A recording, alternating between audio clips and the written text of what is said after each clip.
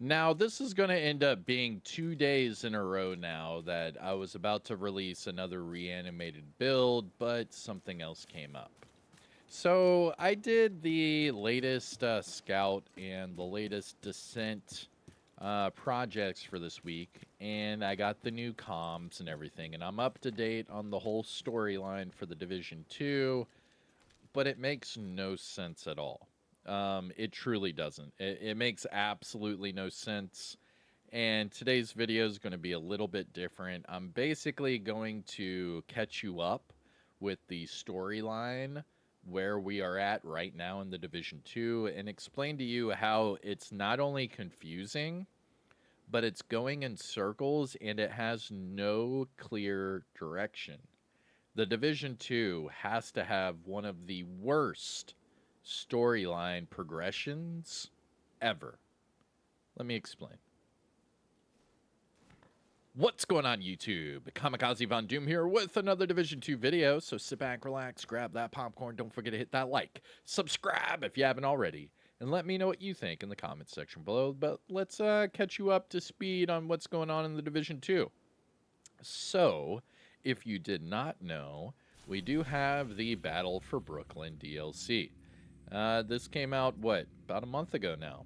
So, with that being said, it's time to just go ahead and give everyone a refresher on the storyline, what's going on, and how it makes no sense at all.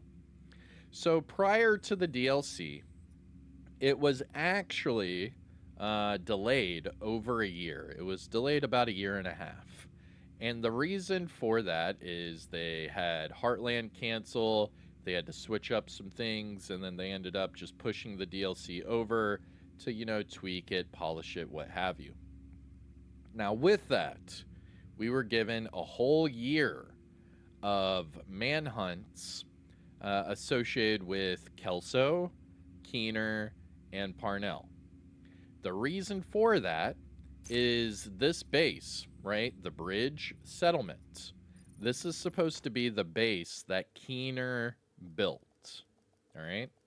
So this is supposed to be his big secret base where everyone went to after Warlords of New York. Because remember, the way Keener was winning people over is he was saving them. He was like, look, we have a safe space for you. Join us, and we will take care of you.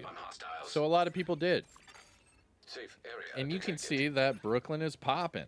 I mean, it has a lot going on. There's even Agent Hoskins. What? Is that Agent Hoskins? Hold on. No, here's Agent Hoskins over here. We have Agent Hoskins, who was introduced with the first Rogue season with Keener, and she was the agent that he turned into a rogue agent and had her go to Silver Creek.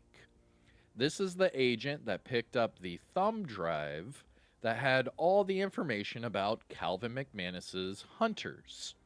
And that's why we're here in Brooklyn, because we were able to get all of the hunters that were associated with Brooklyn because of the thumb drive that Agent Hoskins got us from Silver Creek. All right? So she's technically a rogue agent. And well, spoiler alert, we're technically a rogue agent. Now, it is confusing because we're not supposed to be. Keener's the bad guy. Keener has killed so many people, not only in the first game, but in the second game. Not only that, but also with Warlords of New York, Keener is not a good guy. But because of the way that the DLC was pushed, and because of the way that Heartland got canceled, we are now a part of his group. But we're somehow not rogue. We are shade agents. Okay, whatever. We also have Dr. Jessica Candle, right? Jessica Candle, I believe that's her name. Let me see here. Right here, Jessica Candle. Now, she is from the first game. She is one of the first people that you rescue in New York City for the base of ops, right? So she's here. Agent Hoskins is here. And Theo Parnell, if we run all the way into the bridge, we have Theo Parnell over here. Now, the reason why I am showing you all this You'll find out here in just a second. So you can see Theo Parnell right here, and Theo still has his red rogue symbol, right? You can see on my shoulder, it shows a shade symbol, and on Theo Parnell's shoulder, it shows... Hold on, let me see. Is he wanting me to salute? I'll salute. Oops, taking me forever to get to it, though. He's already gone, isn't he? Busted! But anyways, Theo Parnell's over here, and he's still rogue, right? So, long story short, we are in the base of ops, the settlement in Brooklyn that Keener built. And Parnell seems to be running it with Hoskins. So here's the issue that we already have. Here's plot hole number 1 for the storyline, okay? During this DLC, Jessica Candle finds out that we have the 3D printer that was used to make the Eclipse Protocol. The Eclipse Protocol virus was introduced during the Warlords of New York, and that's what Keener was trying to shoot off during the, what was that, the Liberty Island mission. There we go. So during that Liberty Island mission, he was trying to shoot off some Eclipse Protocol missiles or whatever, and take out people. And that was all made because of the 3D printer. And whenever you finish the DLC for Battle for Brooklyn, you will then see what is behind this vault over here. So in the bridge, there's a big vault right here. And on the other side of the door is that 3D printer. Now, the reason why they have the 3D printer locked up is because you can make whatever you want, including viruses.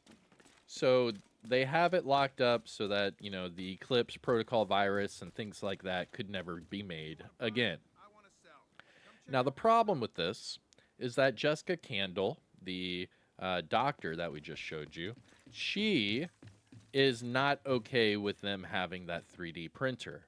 However, Parnell has been making vaccines and medication with this 3D printer. So Jessica Candle's kind of like on the border there. She's like, this isn't right. We should destroy it. And then Parnell's like, yeah, but we're giving you your medicine and your vaccines with it, so it can't be that bad, right? And then she's like, okay, whatever. And basically what this is a another opportunity for someone to come in, grab that 3D printer, and us do the storyline all over again. And that's the problem we have here. The storylines never have a start and finish.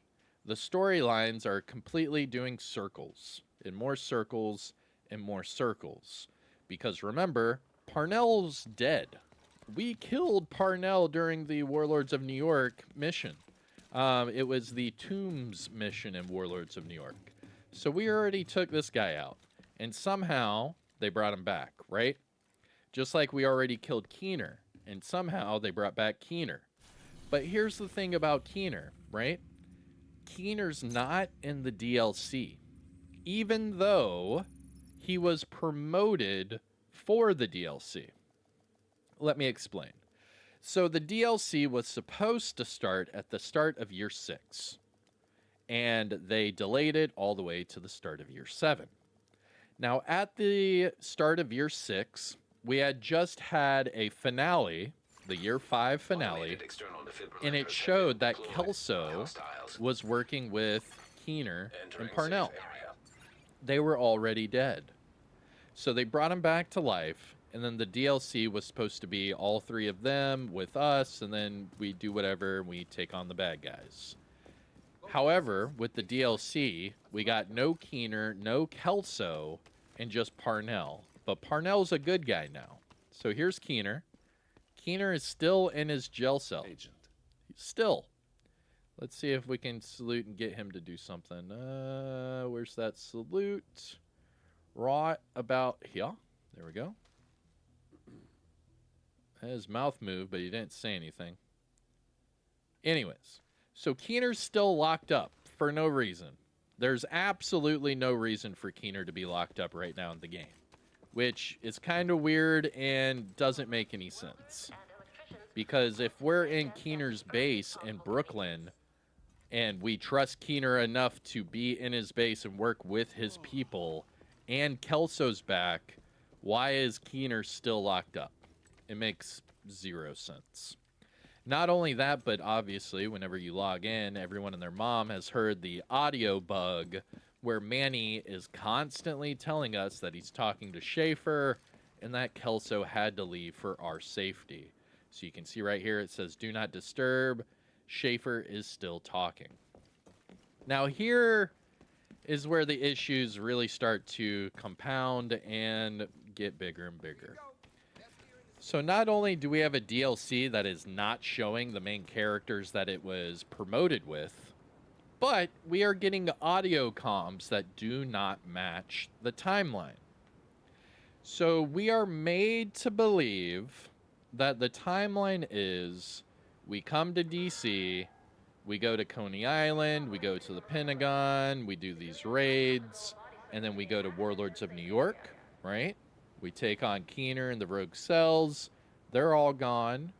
Then we find out Fei Lao was a rogue agent working with Keener. We take out all of those manhunts, right? Kelso comes back, tells us she found something that belonged to Fei Lao. That leads her to Keener and Parnell, and then they disappear into Brooklyn. That's how the story unfolds. Then we go to Brooklyn, bada bing, bada boom, we're in the DLC. The way that they have the storyline is it's supposed to be DC, Brooklyn, or Warlords of New York, Brooklyn. It's supposed to be that quick. So in the storyline, we're supposed to be in like year 2, like very early on in the storyline.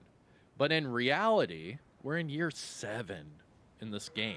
Year 7. So what they're doing is they're giving us these new comms and these new story updates, but they don't line up because they're trying to tell us that all of this is happening still in year 2. And it makes absolutely no sense. Here, let me explain. So in the brand new comms for Descent, because remember the Descent comms and the Scout comms is what helps progress the storyline, because they're not giving us cutscenes, they're not giving us big like crazy cinematics or anything to progress the story. What you have to do to stay up to date with the story is you have to collect the Descent comms and you have to collect the Scout comms.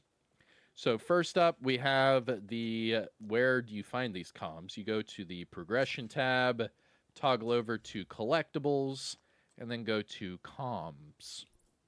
Click on that, and there are 2 categories that we want to talk about. The first one is Descent. Now this one, for the current season, the Descent comms is all about Hoskins, Theo Parnell, and Jessica Candle. Those are the 3 people I just showed you at the bridge for the Brooklyn DLC, right? So these are the most current comms with the most current people that we have just met.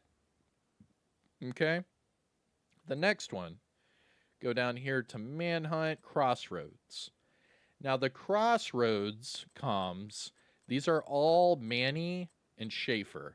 So I just showed you at the base of ops. Here at the base of ops upstairs, there's a locked door that says Manny and Schaefer are still talking, and we're getting all of the comms from what they're talking about, okay? Now the Schaefer and Manny comms seem to be current. These seem to be on par and on timeline, where these comms are happening right now in the game, okay? And the reason why I'm saying that, and it might sound a little confusing or suspicious, is because these are the only comms that are progressing the story right now. If we go to the Descent comms, you are made to believe that these new Descent comms are as of, right now with the DLC launching. And it starts right here with the comm called Bridge. Because remember, the Bridge settlement is where we go to in Brooklyn. And this is the very first comm that we get since the DLC. and it involves Hoskins and Candle. Then we get into Theo Parnell and Candle, more Theo Parnell and Candle, more Theo Parnell, and like all of it. So all of these comms right here from this current season are all involving those three people in the DLC. Now the issue here, and where I'm like really confused, is all of these conversations apparently all of these conversations happened in year 2 of the game. And we are just now getting them in year 7. Now, why am I saying that? Well, check this one out. Claire is brilliant. Why have I never heard of her? Oh, well, you're not an agent or really into AI communication systems. Fair enough. You want me to upgrade your comms? No, thank you. I could give you a division watch. Officially make you an agent. I'm good. Suit yourself. Claire. Claire is brilliant. We've got the schematics. I could 3D print Faye a new eye in the blink of an eye. 3D printing has fucked up her life enough, thank you very much. She'll stick with the pirate look. Wouldn't want to blow her cover. That would probably force her to get one of her bionic eyes. Can't have a less than perfect soldier in her rags. All right. Obviously, you might be scratching your head right now. That is the most current comm in the game. It just came out yesterday. And this clearly talks about Fei Lao as if she is still alive. Now, just a reminder, Fei Lao has been dead for 5 years. Yeah. And not only that, but if you go to Camp White Oak, you can toggle the mission right here, Camp White Oak, Fei Lao. And this was like, what, season 4's finale, something like that. That was like year 2, year 3, something like that. So we're on like 4 to 5 years ago. Fei Lao has been dead, and that comm that we just listened to, they are talking as if not only Fei Lao is still alive, but they're talking as if she's like right there with them, which means that they know she's undercover. So that puts it right at the end of Warlords of New York, because that's when we found out that she was undercover. And it's before, yeah. So it's right after Warlords of New York and before we take her out. So we're still in like year 2 content of the game, because they're still talking about these people who have been dead since year 2 of the game. And it makes no sense. It's not progressing us anywhere. Not only that, but then Theo Parnell, the rogue agent, somehow has the ability of making people shade agents. And this is right after Warlords of New York. So Theo Parnell, apparently, after Warlords of New York, became a good guy and already started trying to convert people into division agents. Meanwhile, we've been, fighting these rogue networks the entire time for 5 years with nothing to show for it. Like, they basically just took the last 5 years of what we've been playing, and they kind of just hit the restart button. Because we killed Keener. Nope, Keener's back, but he's not back. He's just in jail. We killed Parnell. Well, Parnell's back, but he's a good guy now. We don't know where Kelso is, because she's somehow a bad guy, but she's a good guy, but she needs to leave to make us safe, because we need that somehow.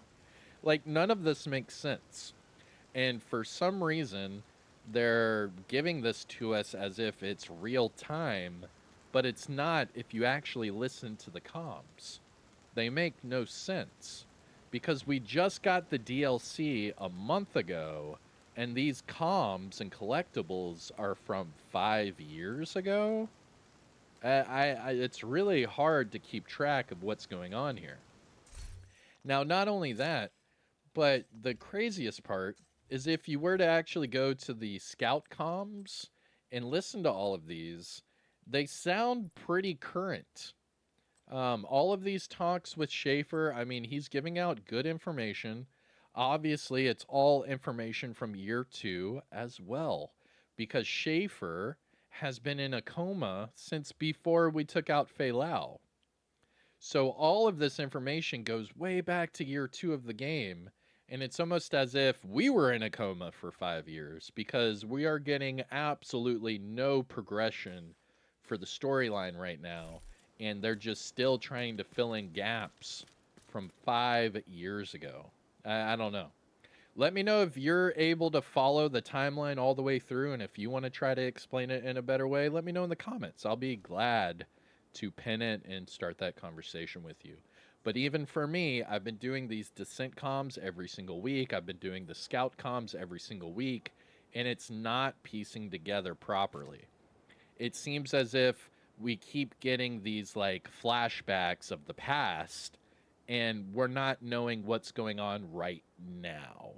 And it just seems to be a big problem. It's like we're in this weird stalemate or limbo when it comes to the Division 2 storyline. But hey, those are my thoughts. What do you think? Let me know in the comment section down below. I am Kamikazevondoom. Take care of yourself. Enjoy the rest of your day. And I'll see you in the next one, all right? Peace out.